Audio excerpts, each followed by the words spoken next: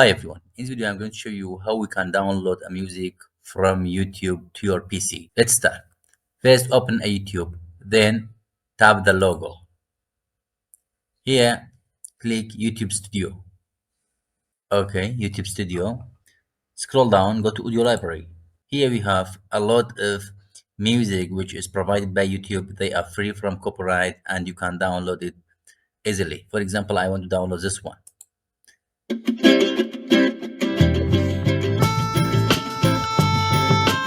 If you want to download, just click download. Yes, name it music 1.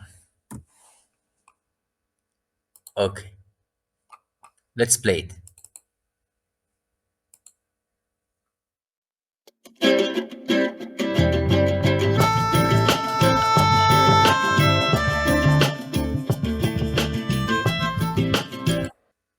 You can play it in offline. That's all. Have a nice day.